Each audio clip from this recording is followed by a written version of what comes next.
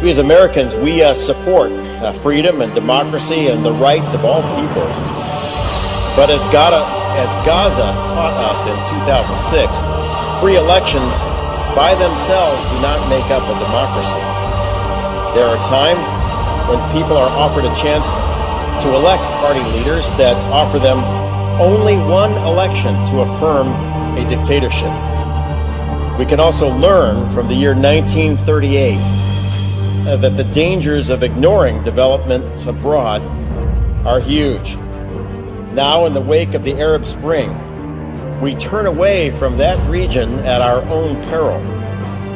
Now, on November 28th, the first stage of the Egyptian elections began, which will inaugurate a new electoral system forming a bicameral legislature.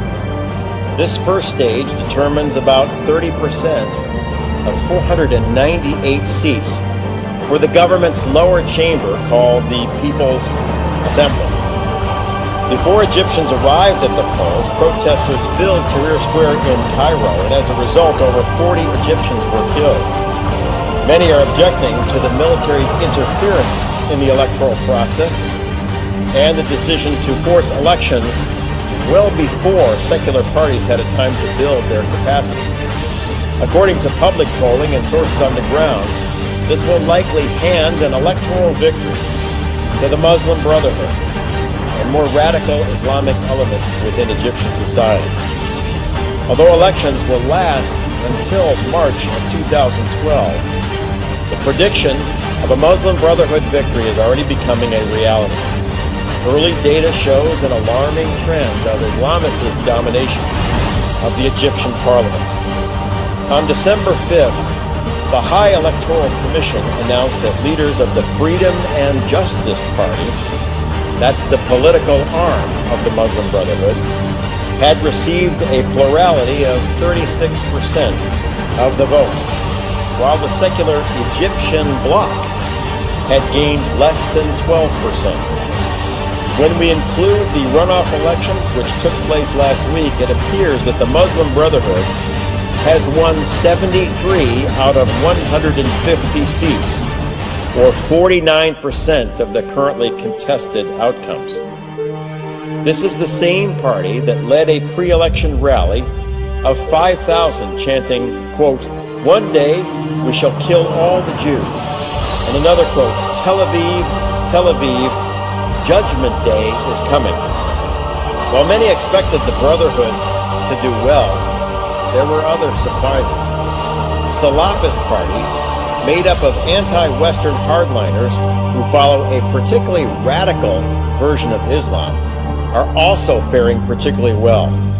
Surpassing predictions, they received 24% of the vote in the first round.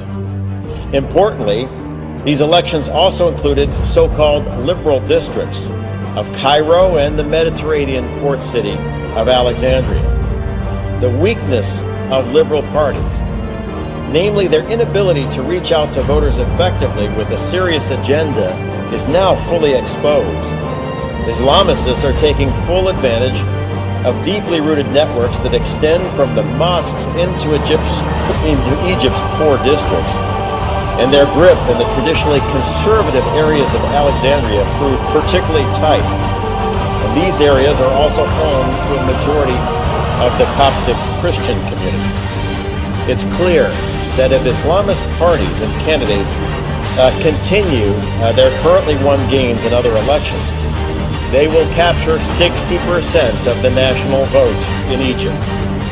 This will situate the new Egyptian parliament around deep ideological differences between Salafis, the Muslim Brotherhood, and liberal groups, making the Brotherhood the power group between Egyptian left and right. Now, what does this all mean? By January, the United States could face an Egypt defined by a hatred of Israel and many of the freedoms we hold dear. Freedom of expression, women's rights, the right to practice any religion. This Egypt counts Iran as a friend and poses a threat to the Camp David peace accords, which have served as the cornerstone for Egypt's strategic position for 30 years. Do we expect that an Islamist-led Egypt will prevent weapons from arriving in the hands of Hamas? Will an Islamist-led Egypt help preserve a free South Sudan? Will an Islamist-led Egypt act to protect Coptic Christians, who make up about 10% of Egypt? Or will we see continued violences, like we saw on October 9th in Mesopro, in which killed 27 civilians and injured hundreds? Will an Islamist-led Egypt do what we expect with more than $1 billion of U.S. foreign assistance?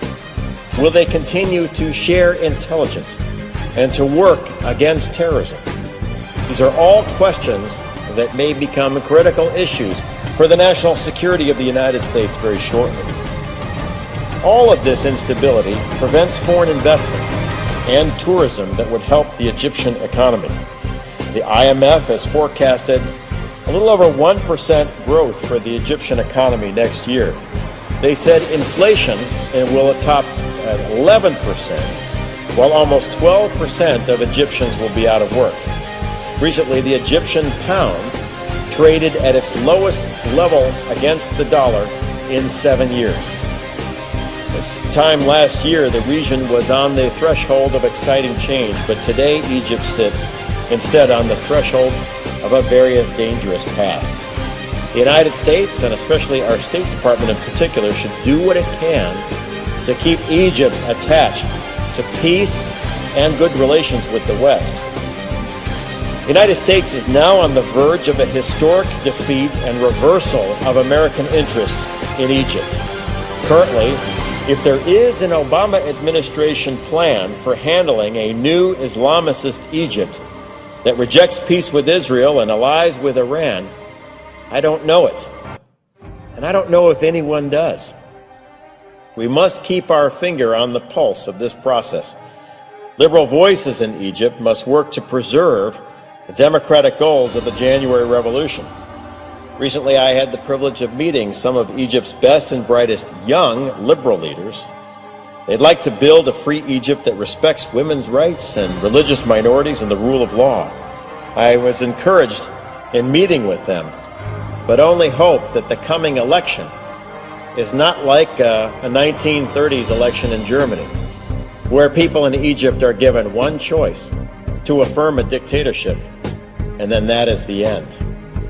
If a radical Islamic government rises in Egypt, one that disavows the Camp David peace accords and no longer acts as a stable strategic partner in the Middle East, then we will look back on the recent election in Egypt and its successors in December and January as the turning point for a historic reversal of the United States. My hope is that the State Department watches this very carefully. My hope is that we have a plan to make sure this critical country stays within the U.S. orbit. But my fear is, given the recent elections in Egypt, we have already lost quite a bit of ground. And if current trends continue, then by the middle of next year, we will have a Muslim Brotherhood government in command of the Suez Canal, in charge of Cairo, the second center of learning in the Arab world, along the border of our Israeli allies, friendly to Hamas, friendly to Iran, and hostile to Europe and the United States. And my hope is, over the holidays, we work very hard and diligently with our allies, and especially